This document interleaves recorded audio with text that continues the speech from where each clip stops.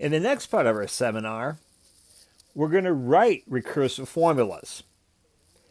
The way to determine what a recursive formula is, first you determine, hey, is it arithmetic or is it geometric? Are you adding the same thing? Are you multiplying by the same thing? Then you're going to write your formula. If it's arithmetic, it'll be a sub n minus 1 plus your common difference. Geometric will be a of n minus 1 times your common ratio. When you're multiplying for geometric, you're adding for arithmetic, and then state your domain. Well, if we take a look at example 2, I always like to start with arithmetic if I can. I'm going to check for that first because it seems to be the simpler one. 23 plus 6 is 29. 29 plus 6 is 35. 35 plus 6 is 41. So it seems it's arithmetic. So we're going to write this in terms of arithmetic. So we're going to say a sub n equals a sub n minus 1 plus 6. And then we're going to limit the domain. N has to be greater than or equal to 2. Because we have to start someplace with 2. Now, on the next part, we better write down that a sub 1 is 23. Sorry about that. Almost forgot that, since we have to start at 2. Now, in the next one, I look at it, and 7 and negative 21, that would be subtracting 28. The first thing I notice, it goes positive, negative, positive, negative. That only happens with geometric. Looks to me like we're multiplying by negative 3. Negative 21 times negative 3, that's positive 63.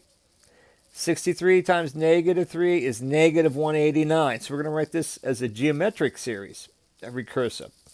So we're going to say a sub n equals a sub n minus 1 times negative 3, provided that n is greater than or equal to 2.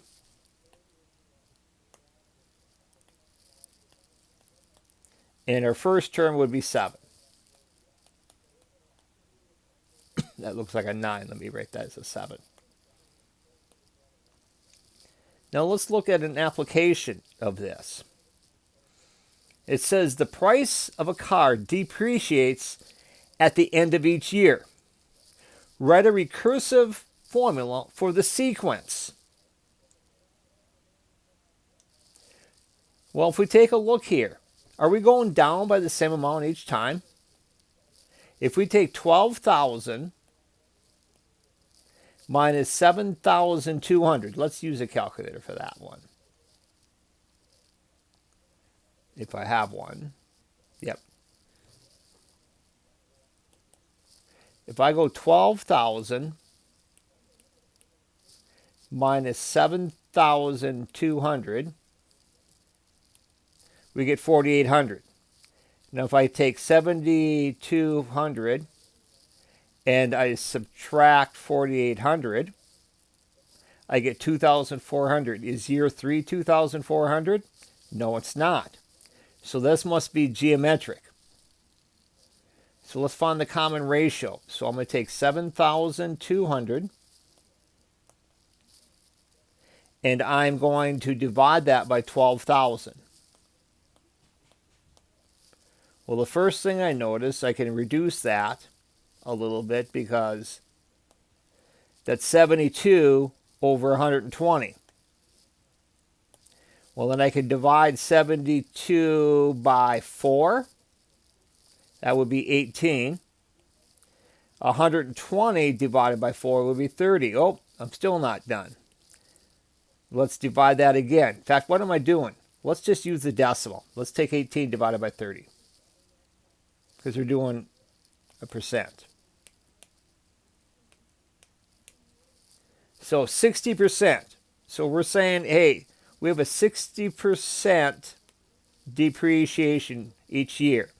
So we want to write this as a recursive formula. So a sub n equals a sub n minus 1 times, I'm going to put 0.6 so we can see that, provided n is greater than or equal to 2, and then a sub 1 is going to be 12,000. Now to write this in explicit form, remember for a geometric sequence from our last lesson is a sub n equals a sub 1 times r to the n minus 1 power.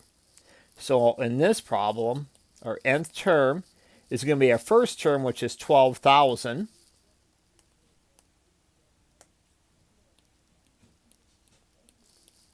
times 0.6 raised to the n minus 1 power. There is that in terms of an explicit form for your sequence.